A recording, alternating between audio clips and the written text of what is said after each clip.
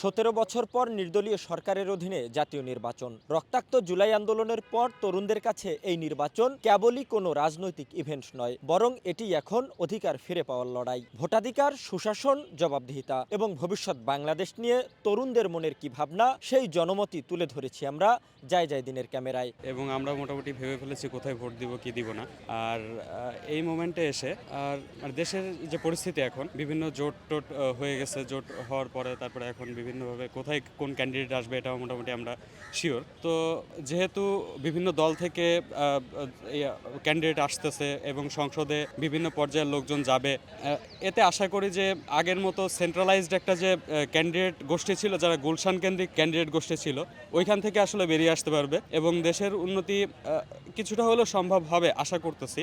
আর যে গণভোটের যে বিষয়টা, গণভোটের বিষয়টা বিভিন্ন জায়গায় বিভিন্নভাবে প্রচার করতেছে, এটা আসলে মানে বিভিন্ন দল তাদের সুবিধা সাপেক্ষে প্রচার করতেছে। কেউ বলতেছে হ্যাঁতে ভোট দিন, কেউ বলতেছে নাতে ভোট দিন, কিন্তু জনগণের কাছে যে সঠিক যে ইনফরমেশনটা যাওয়া দরকার, যে হ্যাঁতে ভোট দিলে যে আসলেই যে লাভ হবে আমাদের জন্য, তো সেটা আসলে তারা বুঝতে পারতেছে না। তাদেরকে বিভ্রান্তিমূলক বিভিন্ন কথাবার্তা বলে তাদেরকে বিভ্রান্ত করা হচ্ছে, নাতে ভোট দেওয়ার জন্য অ্যাপ্রোচ করা হচ্ছে। তো এটা আসলে উচিত না। অবশ্যই তো দুর্নীতিমুক্ত একটা দেশ চাই।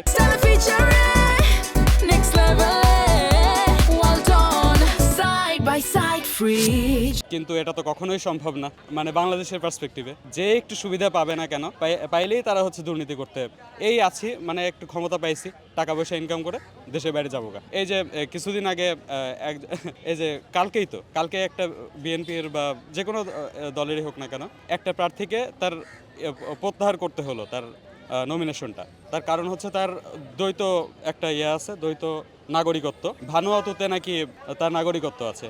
ভানুয়াতু এমন একটা দেশ যেখানে হচ্ছে আপনার মানে যারা ট্যাক্স ফাঁকি দিতে চায়, তারপর দুর্নীতি করে মানে ওইখানে একটা সেফ একটা এক্সিট যেতে চায়, তাদের ওখানে হচ্ছে ইনভেস্টমেন্ট তারা করে এবং সেফ একটা এক্সিট ওখানে পায়। তো এক্ষেত্রে তো বুঝতেই পারতেছেন যে দেশের রাজনীতি এখন কোন দিকে যাচ্ছে, কাদের হাতে দেশ আমরা ছাড়তে চাচ্ছি।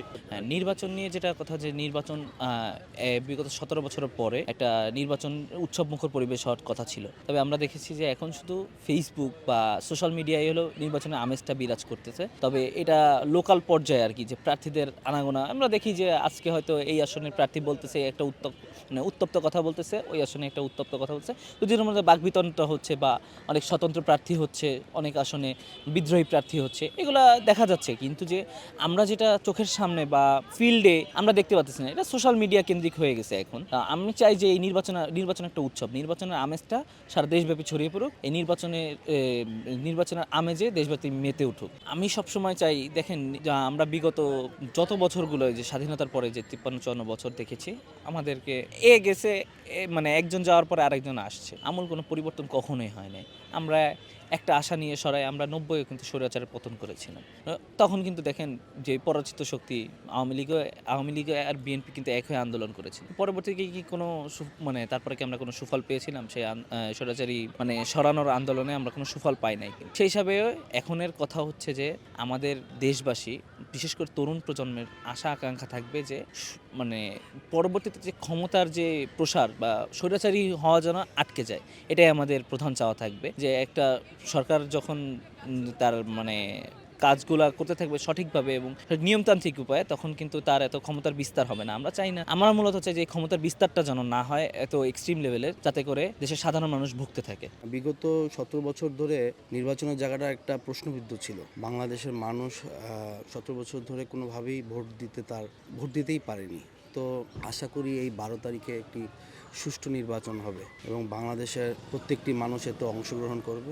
এই অংশগ্রহণের মাধ্যমেই যেই জয়যুক্ত হোক, যে দলই হোক, আশা করি আগামী বাংলাদেশকে একটি সুন্দরভাবে বিনির্মাণ করুক এবং কোনো রেষারেষি না হোক। প্রত্যেকটি মানুষ ভালোভাবে ভোট কেন্দ্রে গিয়ে ভোটটি দিক, এটাই আমার আশা।